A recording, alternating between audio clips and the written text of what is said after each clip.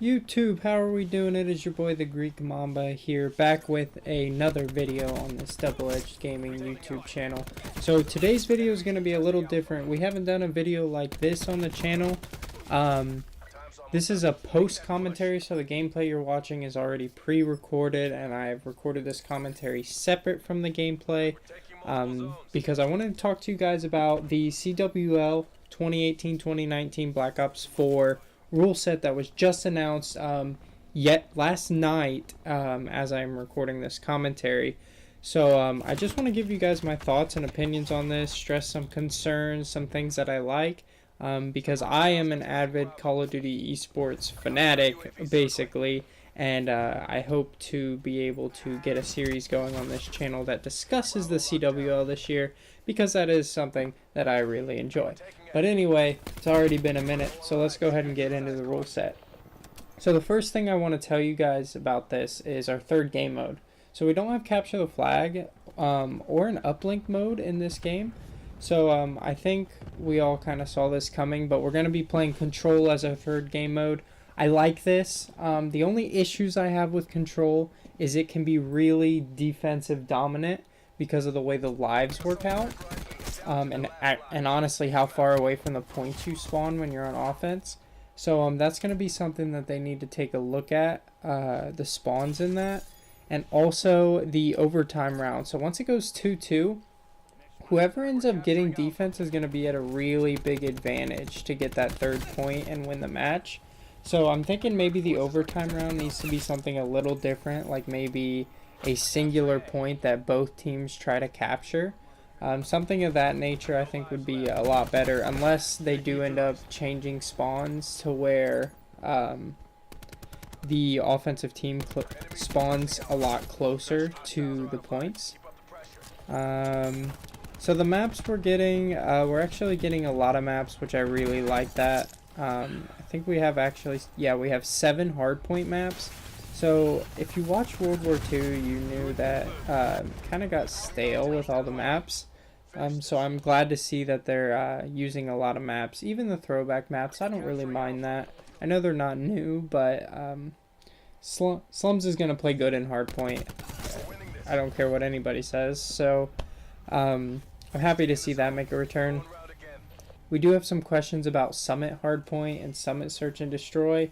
We're going to have to see how those play out. I personally don't mind them, but I know a lot of pro players are upset about that making it in, especially over Hacienda hardpoint. So we went ahead and restricted the specialist character Nomad. That's going to be the mesh mine and the dog. That's a no-brainer to me. You can't have trip mines in competitive Call of Duty, and you can't have a freaking tank of an AI that just runs around killing the opposition. That's just not competitive. They also went ahead and restricted the sensor dart, another thing that's kind of obvious of a restriction to be made. Can't have an equipment that shows enemy position, just like the UAV. We're not going to let that in, so we're not going to let a sensor dart in. So they also restricted the tac deploy in search and destroy and in hardpoint, but they allow it in control. Now this is a little odd for me, because I would personally just like the tac deploy to be completely restricted, but I understand why it's allowed in control. The problem with it being allowed in control is that the defense can still use it. If they want to allow the tac deploy in control, I think the only competitive way to integrate that is to limit it to only the offense. That would change up my concerns about control that I was talking about at the beginning of this video, and it would kind of balance out those spawn issues where you can just put a spawn beacon down now and you can really go for a point, and you really have to take advantage of that time you have the spawn beacon out. So they went ahead and banned all LMGs and all shotguns. I kind of wish they had kept the pump shotgun in, because it's so weak that I feel like if they kept it in and just made sure like they restricted the attachments on it, it would have been fine, because it does about 75 to 100 damage close range. I think that's good, honestly, for a competitive game. If you run out of ammo, you switch to a shotgun, you gotta hit a shotgun shell, but I do understand why they got rid of it. So they went ahead and said that rockets were going to be, well, the one rocket launcher was going to be banned as per usual in CWL. However, they're looking to tune it so that the rockets don't do much player damage, but they can still, but so that they can allow it so that they can be used to take out equipment. I actually really like that. For the main fact that torque is allowed, torque is going to have that microwave shield and the barbed wire. You're going to need rockets, man. If somebody puts down that barbed wire and a guardian shield, man, I mean, you're just blocked off, basically. Unless you want to shoot all 5 of your teammates want to shoot 2 entire clips into a shield. Nobody wants to do that, and nobody wants to watch that. So I like that. They restricted high caliber, laser sight 2, rapid fire, steady grip, all that stuff that you expect to be restricted. Restricted tracker, team link, skulker, and gung ho, again, expected. We're not going to be able to use operator mods or overkill, that's also kind of expected. No UAVs, no care packages, no counter UAVs, no sentry guns, no mantises. So all of this stuff was expected.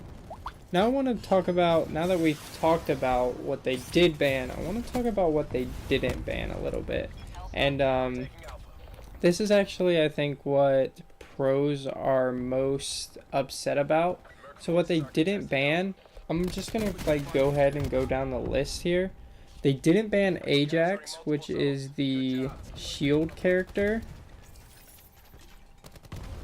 The shield character in Black Ops 4, and I'm laughing because it's like insane that they didn't ban this guy. So you guys probably already know, he's got that invincible shield, nothing can break it, and he can shoot a machine pistol out of a little hole. So that is obviously not competitive to me, and I can't see them not ending up banning at least his shield, because that's actually insane. There's nothing you can do. That's the thing with competitive Call of Duty, is you have to keep the things in that have counters, and at the moment Ajax shield does not have a counter. You cannot kill it with anything. You can't flamethrower through it, you can't grab spike through it. It's insane.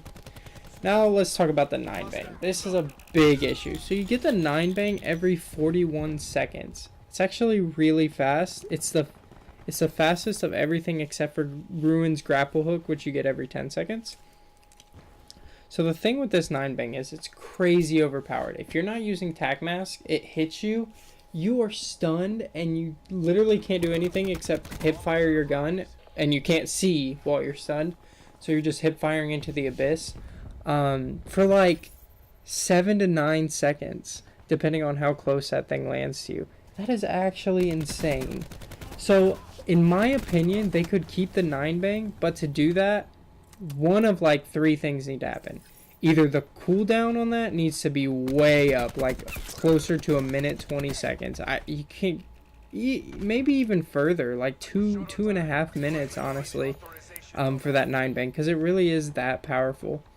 I mean, if you're getting it every 2 minutes, you're still going to get it 5 times in a hardpoint match. That's a lot of times to be able to 9-bang a whole team in the hill. So there's that. Or we could just give it a nerf. So nerf the amount of time that you are stunned for. Or you could like nerf the amount of time you're stunned for and let the people who get stunned lay down. I don't understand why Treyarch did this with that, but they don't allow people to lay down, and that's so frustrating. You just have to stand there and take it, and that's just not competitive to me. The third thing we could do that could make 9-bangs alright in competitive is basically what do I want to say here? Buffing the tac mask, and tac mask does so much that you'd think buffing it is like a crazy idea, but if we buff tac mask to where it really negated the 9-bang, I think that would be okay, because it creates a counter for these things, and that's something Black Ops 4 is really missing competitively, is there's not a lot of counters for the specialists.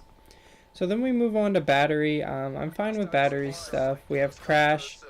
This is kind of I don't know how I feel about Crash. His TAC 5 giving you 200 health, so I'm actually just going to skip over it. It's really just up to your personal opinion.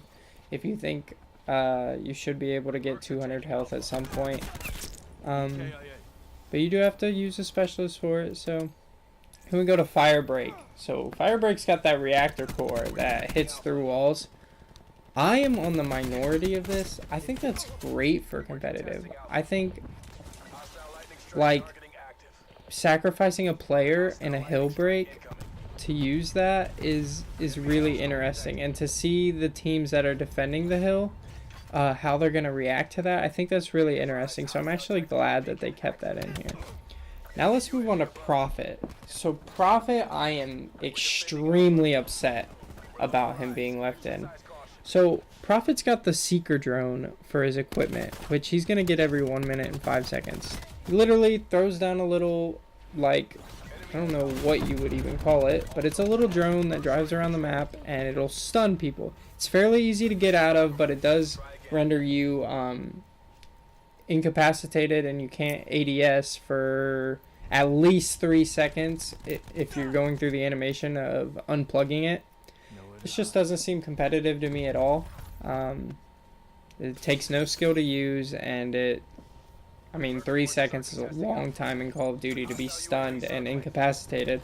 So I just can't see this being competitive. I hope that they take it out. The Tempest, however, I am perfectly okay with. I think the Tempest is great for competitive, especially because it doesn't kill you in your first shot. So, kind of like that, it does lean into the team play aspect that they're looking for. Then we go to Recon. So Vision Pulse, I'm not a fan of. I don't like things in competitive that show the enemy, or show you the enemy's location, I should say. So Vision Pulse, just for that quick fact, I wish it wouldn't be there. So we'll see what they do with that. Then we have, I'm going to go to Torque now with the Razor Wire and the shield. Actually, I'm really happy they kept Torque not completely banned, but I wish the Guardian Shield or the Razor Wire would be banned. One or the other. In my opinion, I feel like it should be the Razor Wire that's banned, and then the Shield, because you're only going to get it once or twice a game. That would be fine. So the reason I don't think both of them should be allowed is because I've already seen it in Search and Destroy, where somebody plants a bomb, they put the Razor Wire over it, and they put a shield in front of it. I mean, it's GG. It's going to take more than the 45-second bomb timer to destroy both of those. So I was thinking Razor Wire when I first started saying this. I was thinking Razor Wire should be what's banned. But actually, now that I'm talking about it and knowing how long it takes to take out the shield, I actually just changed my own mind. I think the shield needs to be banned and Razor Wire allowed. So that is basically it for all of that. I am excited, I guess we would say, for the CWL season. Even though this rule set kind of has a lot of flaws, it's still exciting. I know the pros are kind of complaining, and it kind of sucks that they all are whining about this, because before this rule set came out, we had so much optimism among the community about this game, and I just really would like to see that come back. And hopefully it does when people start learning more how to counter certain things, and maybe when some of these things that are definitely cheap and non-competitive do end up getting banned in the near future, because this is just the version 1 rule set. We are going to end up playing a completely different rule set, trust me, when CWL Vegas comes along. But anyway, guys, this has been the Greek Mamba. I know this commentary went a little long, but we had a lot to talk about in this. But if you guys did enjoy the commentary and you do like competitive Call of Duty, make sure to subscribe to this channel. I'm going to be doing predictions on every event. I'm going to be doing analysis, roster breakdown, stuff like that throughout the CWL 2018 Black Ops 4 season. So make sure you are sticking around for that. Anyway, guys, I'll see y'all in the next video. Peace.